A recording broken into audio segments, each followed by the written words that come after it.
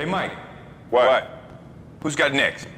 What's good, y'all? It's your man Hezo, and welcome back to the Blacktop, where I always got next, you feel me? Oh man, I knew this was gonna be a tough game. I really did. I told y'all in my last recap, do not expect Philly to come out the same way that they did the other night in Atlanta. Be sure to subscribe to the channel if you are new. Leave a like on the video. We are on our way to 800 subs. We are almost there. I think we just hit 750. So y'all help your boy out. Let's see if we can get there within the next couple weeks, and let's get right into it. So let's talk some hoops, man. There's not much to take away from this game, but I got a couple points I'm gonna kind of pick on a little bit later. But starting out, Philly just gave the ball to Embiid. I mean, Embiid just came out the gate hot. He was getting to the free throw line. He was hitting his mid-range jumper, and Atlanta really struggled offensively once again to start the game. That's now 2 games in a row they've came out flat offensively and really struggled to get going, and they got to a double-digit lead within the first quarter. I don't think Atlanta led at any point except for maybe early in the first couple minutes off DeJounte Murray's first bucket. Atlanta just did a very poor job executing tonight. They really just didn't show up.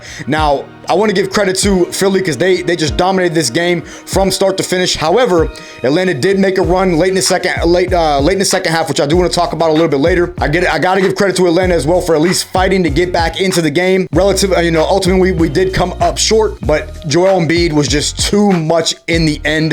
Tyrese Maxey, a bounce back game for him, especially in the first half. He really got it going. Tobias Harris was being really physical in the first half. He was attacking, and the paint defense was just absolutely atrocious, especially in the first half. I mean, Philly was getting to the paint at will. Their bench came in. They did an excellent job of still getting to the paint. Korkmaz showed a really nice spark before he went out with that knee injury.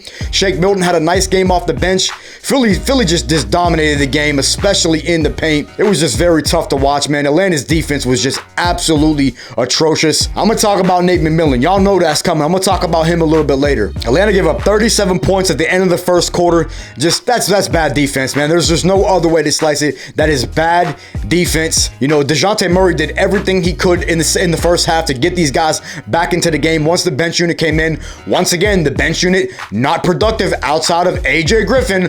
Holy shit, what a shocker, Nate. Jesus, like what? I'm gonna talk about it a little bit later. I'm not gonna get into it right now. DeJounte did everything he could to get the Hawks back into the game in the first half. But ultimately, I keep saying relatively. That doesn't make sense.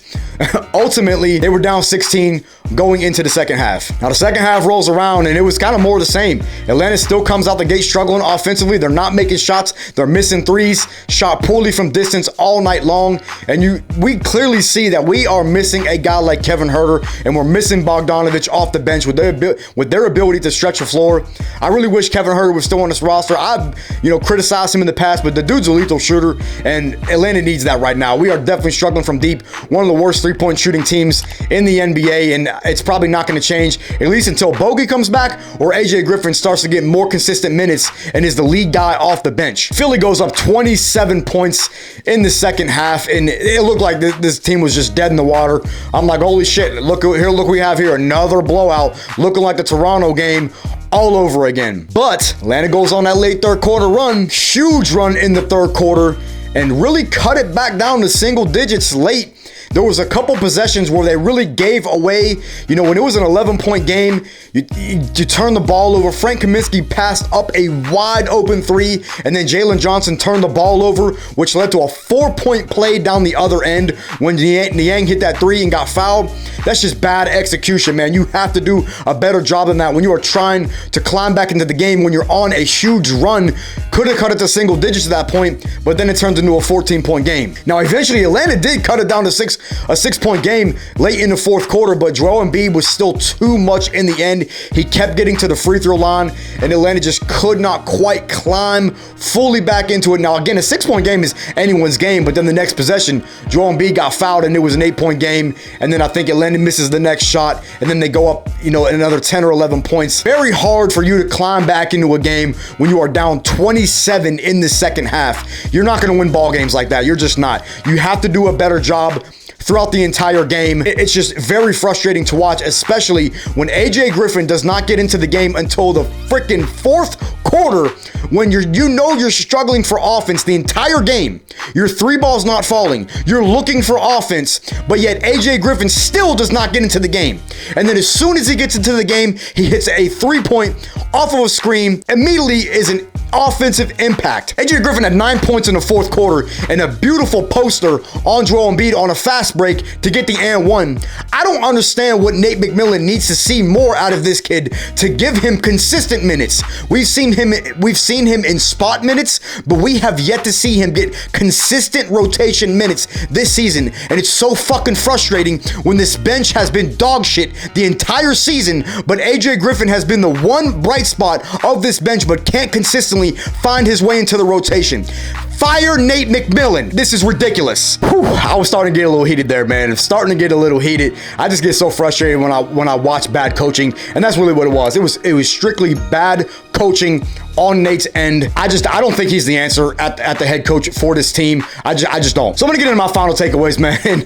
And number one was the 27-point deficit with poor execution on offense and defense the entire game. Other than that third quarter run where Atlanta climbed back into the game, just poor execution on offense and defense, especially defensively. You know, you can get away with struggling offensively a lot of times, but if your defense is not there, you're not going to win games. You have to play defense in this league.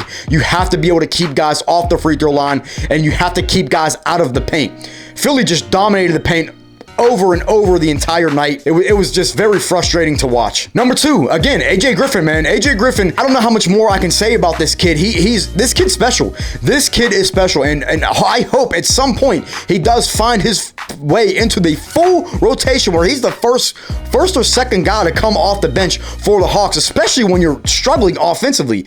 I mean, he had a huge fourth quarter, and was partially the reason why Atlanta was able to get back into the game, into the fourth quarter, because he had those 9 fourth quarter points. He hit 2 threes, had that and one. AJ Griffin, he's been incredible in the minutes that he's got. I mean, this kid is shooting 40% from 3 this season in the minutes that he's got. I don't understand it, because Atlanta's a bad 3-point shooting team this season. After being at the top last season, we're at the bottom this season. And that is what AJ Griffin does. Now, yeah, I get it. He's a little bit rocky on defense, but you can work with him on defense when you have good help side defenders like Capella and Okongwu. If you play him with those type of guys, and Jalen Johnson, which he did not play well tonight at all. He had a very bad game. Again, very tough to see. His confidence just doesn't really look like it's there. He's hanging his head, and they said it, during one of the timeouts that DeJounte really had to motivate him to pick his head up and not get down. That's a young guy, and I expect him to be better throughout the season once he kind of finds really his stride. I mean, he's taking threes, which that's not his game. I think he's now 3 for 16 or 3 for 17 on the season. I really want to see Jalen Johnson attack the rim and draw contact and really just do what you know best, man, and get to the rim. I don't really know how else to say it. Number 3, even though Atlanta was down 27, they showed the resiliency to fight back and really fight to not give up. I mean, they did not give up at any point throughout this game. I mean, even when they looked like they were dead in the water, they could not find offense, they still found a way to climb back into the game very late in the second half, towards the end of the third and in the fourth quarter, to at least cut it to a 6-point game. Now, I'm not going to lie, at no point during that run I thought Atlanta was going to make the comeback and complete it like they did in the playoffs a couple years ago, because you don't have Ben Simmons on this Sixers team. But it was still nice to see that they did not give up and they did fight back, and that shows resiliency. And that's something we really didn't see out of the team last year. When they would get down big, they would hang their heads and they would just throw, wave with the white flag and throw in the towel. We didn't see that. And that was, again, obviously we still lost the game, but that was nice to see. And maybe you carry that for the future going forward, that even when you're down big, because we saw it against the Knicks as well, even when you're down big, you're still not out of the game entirely in this league, because you have guys like Trey, you have guys like DeJounte, you have guys like Dre who can get hot, guys like AJ Griffin who can come in the game and provide a spark offensively. You have guys that can produce to get you back into a game, get stops on the defensive end, and really turn the game around. So I was very pleased with seeing that. Number 4, Joel Embiid's pretty good at basketball. He's pretty good. He's a pretty good basketball player. No, man, in all seriousness, Joel Embiid, he's a fucking beast, man. This dude was getting whatever he wanted. His mid-range was on point. He was getting to the free throw line. And I said it last video, man, and I'm going to say that again in my next point. But I said it last video, Joel Embiid was going to come out more aggressive. I did not expect Philly to come out the same way. They played a lot more aggressive on offense. They were feeding Embiid. He was drawing contact, and he was really getting whatever he wanted. And this is the Joel Embiid that has played almost every game against the Hawks, this is what Embiid does to us. He consistently gives Atlanta 35, 40 points. Even when we won that series a couple years ago when we went to the Eastern Conference Finals, Embiid averaged like 35 a game in that series. He has dominated the Hawks throughout his career. You know, since he's been playing a dominant big man, he's dominated the Hawks. Clint Capella did a very nice job on him last game, but just could not contain him in this game, and I had a feeling that was going to happen. Capella did have a nice game. He finished with, I think, 14 and 14, but Embiid was just too much. He was too much in the end. My final takeaway for this game was Tyrese Maxey, and again, I said it last game, I did not expect Tyrese Maxey to come out the game and have the same struggling performance that he had. Dude was on fire. I mean, he was hitting floaters, he was hitting threes. Tyrese Maxey, very nice bounce back game for him. Again, I didn't see that performance replicating. Tyrese Maxey is a good young player in this league, man. He provides a spark, and he really stepped up tonight in the absence of, in the absence of James Harden. James Harden not their last game. Tyrese Maxey struggled. You're not going to win many games like that if your star players just aren't performing. Bounce back game for him. I knew it was going to happen. I saw it. I knew this was going to be a tough game for Atlanta. I still expected them to win. I did think we were still going to win the game, going into the game. Obviously, once we got down by almost 30, that opinion changed. But again, we fought back. It is what it is. We chalk up the L. We got Milwaukee on Monday. So I'm gonna pretty much leave it there, man. That is my overall takeaways from this game. We have a very tough stretch of games coming up. I said that in my last video. These next 4 to 5 games are really gonna be a defining moment for this Hawks team to see if we can get out of the next 4 or 5 games with at least 3 wins at minimum. We got we got Milwaukee on Monday. We got Boston on Wednesday. We got Toronto on Saturday. And then we got Cleveland, I think, the following Monday. So 4 very, very strong playoff teams. Let's see if we can at least come out with maybe 3 wins. Hopefully win 3 of the 4. I don't know if I see that happening. Maybe go 2-2. Either way, you got to find a way to win a couple of these ball games. You can't drop all 4 of them. You can't go 1-5 on these last 5 games. Whatever, 1-4, I'm sorry. You have to find a way to get a couple of these wins, because that's really going to define who the Hawks are, in my opinion. I know it's still early, but it's really going to define who the Hawks are, and if teams around the league and the media is really going to start to take the Hawks seriously this season as a contender in the Eastern Conference. Let me know what y'all's thoughts down in the comments. What did y'all think about this game? What do y'all think about our upcoming schedule? Leave a like on the video, and I will catch y'all next episode.